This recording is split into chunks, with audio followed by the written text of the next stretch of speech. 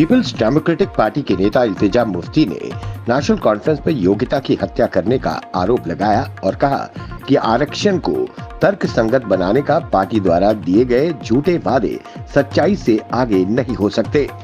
Social media platform x पर एक post में इल्तिजा मुफ्ती ने कहा कि नेशनल कॉन्फ्रेंस द्वारा योग्यता की दिन दिहाड़े हत्या की जा रही है, जिसने आरक्षण को तर्कसंगत बनाने के झूठे वादे करके जम्मू कश्मीर के युवाओं को गुमराह किया। उनकी टिप्पणी अनंतनाग मेडिकल कॉलेज द्वारा विभिन्न पैरामेडिकल पाठ्यक्रमों में पदों के लिए विज्ञापन निकालने के बाद आई है। उपलब्ध 17 सीटों में से केवल 3 ओपन कैटेगरी वाले उम्मीदवारों के लिए है, जबकि अन्य सीटें पिछड़े क्षेत्रों, अन्य पिछड़ा वर्ग और अनुसूचित जनजाति सहित विभिन्न कैटेगरीज के लिए रिजर्व्ड है। जम्मू कश्मीर प्रदेश कांग्रेस के अध्यक्ष तारिक हमीद कर्रा ने कहा कि केंद्र शासित प्रदेश जम्मू कश्मीर में सत्ता के 2 केंद्र राष्ट्रहित में नहीं है। कांग्रेस के वरिष्ठ नेता स्वर्गीय पंडित मंगतराम शर्मा की जयंती पर आयोजित कार्यक्रम में हिस्सा लेने पहुंचे तारिक हमीद कर्रा ने पत्रकारों से बातचीत करते हुए भाजपा पर फूट डालने वाली नीतियां अपनाने का आरोप लगाया। उन्होंने आरोप लगाया कि भाजपा कांग्रेस को कमजोर करने के लिए हर संभव प्रयास कर रही है, लेकिन कोई भी कांग्रेस की विचारधारा को मार नहीं सकता।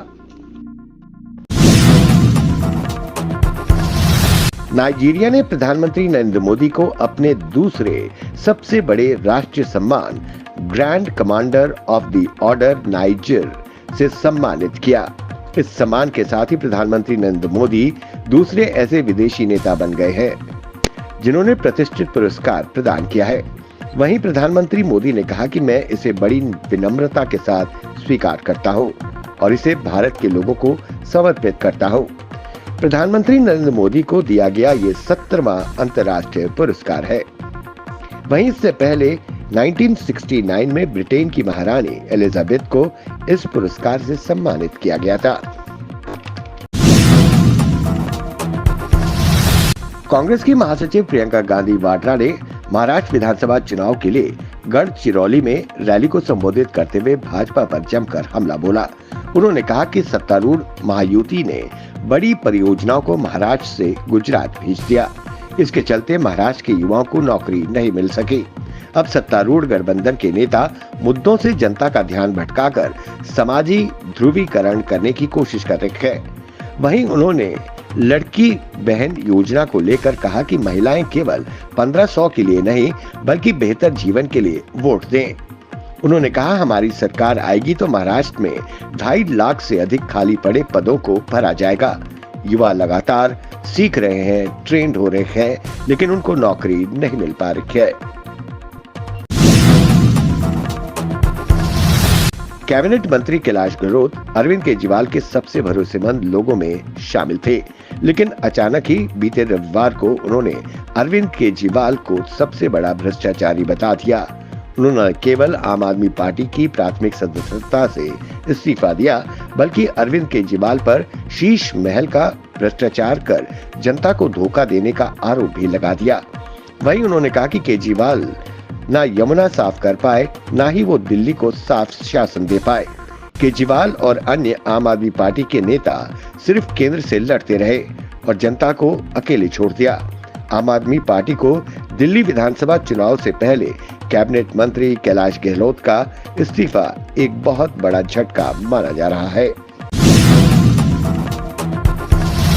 अनुच्छेद 370 और विशेष दर्जे की फिर से बहाली को लेकर प्रदेश विधानसभा में शुरू हुई लड़ाई अब इंटरनेट मीडिया पर पहुंच गई है। नेशनल कॉन्फ्रेंस को उसके विरोधी पीडीपी उसे विशेष दर्जे के स्पष्ट व्याख्या करने को कह रही है।